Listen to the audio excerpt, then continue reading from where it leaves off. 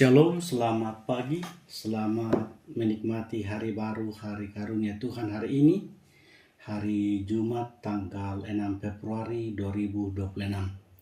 Dari Bukit Cion Makale, saya menyapa ibu bapa, saudara-saudara dan anak-anak aku sekalian yang dikasihi dan diberkati di dalam Kristus.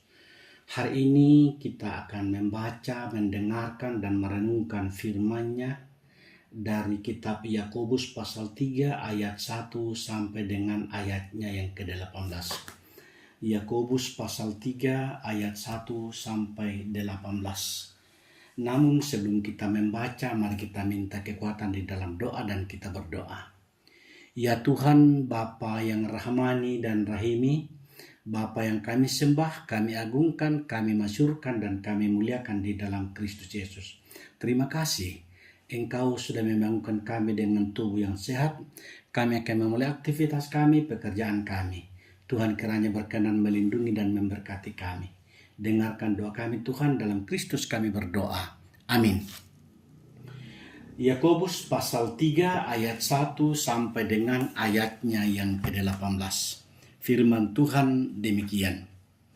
Saudara-saudaraku, janganlah banyak orang di antara kamu mau menjadi guru, sebab kita tahu bahwa sebagai guru kita akan dihakimi menurut ukuran yang lebih berat. Sebab kita semua bersalah dalam banyak hal. Barang siapa tidak bersalah dalam perkataannya, ia adalah orang sempurna yang dapat juga mengendalikan seluruh tubuhnya. Kita mengenakan kekang pada mulut kuda, sehingga ia menuruti kehendak kita. Dengan jalan demikian, kita dapat juga mengendalikan seluruh tubuhnya. Dan lihat saja, kapal-kapal walaupun amat besar dan digerakkan oleh angin keras, namun dapat dikendalikan oleh kemudi yang amat kecil menurut kehendak jurumudi. Demikian juga di lidah, walaupun suatu anggota kecil dari tubuh, namun dapat memegahkan perkara-perkara yang besar. Lihatlah, betapapun kecilnya api, ia dapat membakar hutan yang besar. Lidah pun adalah api. Ia merupakan suatu dunia kejahatan dan mengambil tempat di antara anggota-anggota tubuh kita sebagai sesuatu yang dapat menodai seluruh tubuh dan menyalakan roda kehidupan kita. Sedang ia sendiri dinyalakan oleh api neraka. Semua jenis binatang liar, burung-burung, serta binatang-binatang menjalar dan binatang-binatang laut dapat dijinakkan dan telah dijinakkan oleh sifat manusia. Tetapi tidak seorang pun yang berkuasa menjinakkan lidah. Ia adalah sesuatu yang buas, yang tak terkuasai dan penuh racun yang mematikan. Dengan lidah kita memuji Tuhan Bapa kita, dan dengan lidah kita mengutuk manusia yang diciptakan menurut rupa Allah. Dari mulut yang satu keluar berkat dan kutuk. Hal ini saudara-saudaraku tidak boleh demikian terjadi. Adakah sumber memancarkan air tawar dan air pahit dari mata air yang sama? Saudara-saudaraku, adakah pohon ara dapat menghasilkan buah zaitun dan adakah pohon anggur dapat menghasilkan buah arah? Demikian juga mata air asin tidak dapat mengeluarkan air tawar. Siapakah di antara kamu yang baik dan berbudi? Baiklah ia dengan cara hidup yang baik, menyatakan perbuatannya oleh hikmat yang lahir dari kelemah lembutan. Jika kamu menaruh perasaan iri hati dan kamu mementingkan diri sendiri, janganlah kamu memegahkan diri dan janganlah berdusta melawan kebenaran. Itu bukanlah hikmat yang datang dari atas, tetapi dari dunia, dari nafsu manusia, dari setan-setan. Sebab di mana ada iri hati dan mementingkan diri sendiri, di situ ada kekacauan dan segala macam perbuatan jahat. Tetapi hikmat yang dari atas adalah pertama-tama murni, selanjutnya pendamai, peramah, penurut, penuh belas kasihan, dan buah-buah yang baik, tidak memihak dan tidak munafik, dan buah yang terdiri dari kebenaran ditaburkan dalam damai untuk mereka yang mengadakan damai. Ibu bapa, saudara-saudara dan anak-anak aku sekalian yang dikasihi di dalam Kristus Yesus. Dari bacaan ini saya memberikan tema lidah yang dapat dijinakkan. Lidah yang dapat dijinakkan. Ibu bapak, saudara-saudara, sering kita melihat, mendengar bahwa berita tentang kebakaran hutan kadang disebabkan oleh api kecil, misalnya hanya puntung rokok, ataukah yang dibuang dengan sembarangan, ataukah hanya membakar sampah, tapi akhirnya hutan menjadi terbakar. Api itu kecil tetapi hampir tidak terlihat berbahaya, tetapi ketika angin datang, api itu membesar dan menghanguskan ribuan hektar hutan. Binatang mati, rumah terbakar, dan orang-orang kehilangan penghidupan. Yakobus dalam teks ini berkata, lidah kita seperti api, kecil.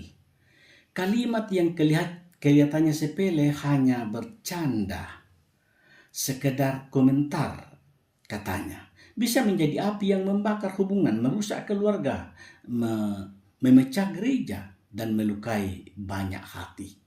Karena itu hari ini kita diajak firman Tuhan. Apa yang sedang kita nyalakan dengan lidah kita? Api yang membakar atau api yang menerangi?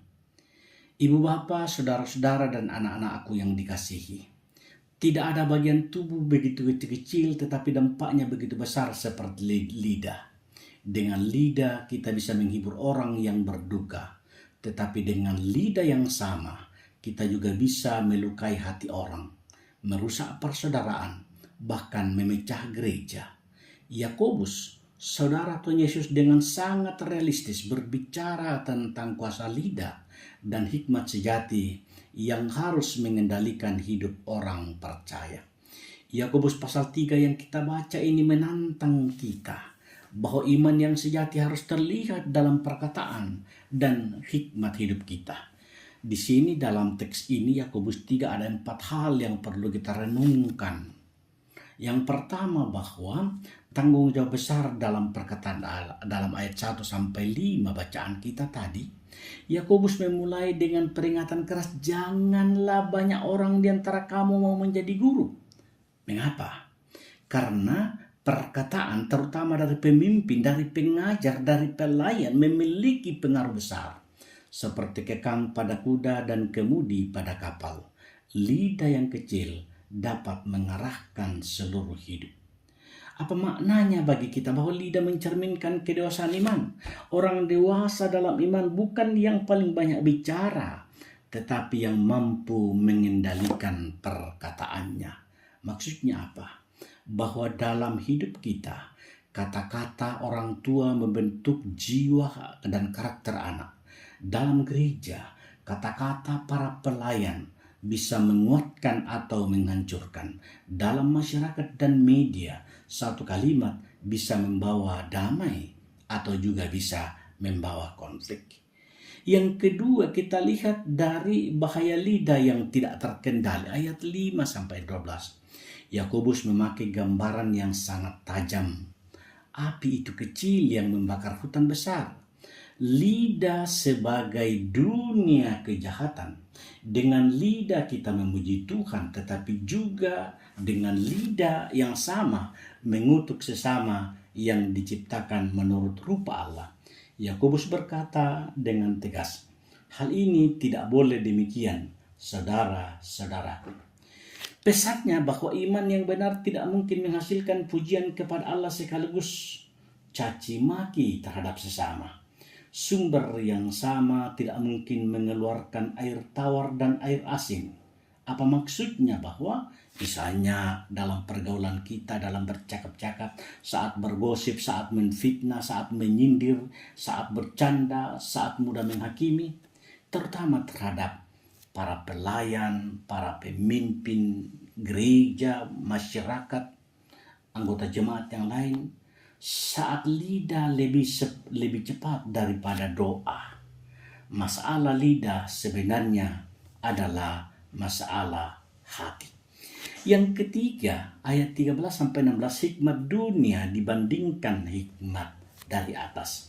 Yakobus lalu beralih dari lidah ke hikmat. Ia bertanya, siapakah di antara kamu yang bijak dan berbudi? Hikmat dunia ditandai oleh iri hati, oleh ambisi diri, oleh mementingkan kepentingan pribadi. Akibatnya terjadi kekacauan dan segala perbuatan jahat. Ini sering terlihat ketika pelayanan dijadikan ajang persaingan. Jabatan-jabatan dijadikan sebagai alat gengsi. Kebenaran dipakai untuk membenarkan ego, sehingga terjadilah persaingan-persaingan yang kurang sehat. Yang keempat yang kita bisa dapatkan dari bacaan kita adalah ayat 17-18. Ciri hikmat yang dari Allah. Yakobus menutup dengan sebuah penggambaran yang indah tentang hikmat yang sejati. Ia mengatakan begini, hikmat dari atas adalah pertama-tama murni, selanjutnya pendamai, teramah, penurut, penuh belas kasihan, dan buah-buah yang baik, tidak memihak dan tidak munafik. Ibu bapak saudara-saudara, hikmat dari Allah menghasilkan perkataan yang membangun, sikap yang membawa damai, hidup yang berbuah kebenaran. Dalam ayat 18, bagian terakhir bacaan kita tadi menegaskan, buah kebenaran ditaburkan dalam damai untuk mereka yang mengadakan damai. Artinya apa? Orang yang berhikmat bukan yang menang debat, tetapi yang menciptakan damai. Damai bukan tanda kelemahan, tetapi buah hikmat ilahi.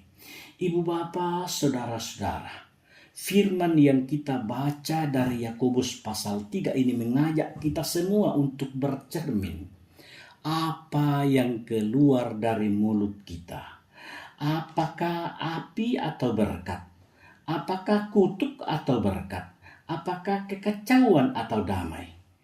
Mari ibu bapa, kita datang kepada Tuhan, Sang Firman yang hidup, karena hanya Dialah yang sanggup menyucikan hati, jiwa, dan pikiran kita, sehingga lidah kita dapat dipakai untuk hormat dan memuliakan nama Tuhan. Amin. Mari kita berdoa. Ya Tuhan Bapa yang rahmani, terima kasih firman-Mu Engkau perdengarkan kepada kami. Ajarlah kami untuk mengekang diri, untuk menahan diri dalam berkata-kata yang banyak, yang kadang justru membawa perpecahan, yang kadang justru membawa pergumulan, yang kadang justru membawa jarak bersama dengan kami. Baik itu di dalam rumah tangga, di dalam gereja, di dalam kemasyarakatan. Kami percaya Tuhan selalu bersama-sama dengan kami untuk kami belajar mengekang diri kami. Kami berdoa untuk aktivitas kami hari ini. Kami berdoa untuk pekerjaan kami. Tuhan tolonglah berkati pekerjaan kami, aktivitas kami hari ini. Agar semuanya itu kami lakukan hanya untuk kemuliaan bagi nama Tuhan. Kami berdoa untuk para lansia yang dalam keterbatasan. Oh Tuhan, Engkau yang melihat, Engkau yang tahu pergumulan mereka. Biarlah mereka boleh dikuatkan dan dimampukan, bahwa Tuhan pun tetap bersama-sama dengan mereka. Kami berdoa untuk setiap profesi dan tanggung jawab kami sebagai petani, sebagai pedagang, sebagai guru, sebagai polisi, sebagai tentara, sebagai tenaga medis, sebagai naradidik. Apapun profesi kami percaya Tuhan menolong kami. Tuhan yang memberkati kami, Tuhan yang campur tangan di dalamnya. Kami juga berdoa untuk setiap pergumulan kami. Tuhan kasihani, biarlah ya Bapa, kami boleh melewati pergumulan kami dan kami hanya mengandalkan Tuhan saja. Dengarkanlah doa kami, dengarkan permohonan kami. Berkati bangsa dan negara kami bersama dengan para pemimpin kami, para pemerintah kami, agar mereka boleh menjadi saluran berkat-Mu untuk mengatur dan menata kehidupan berbangsa dan bernegara, agar setiap umat Tuhan boleh menikmati damai sejahtera.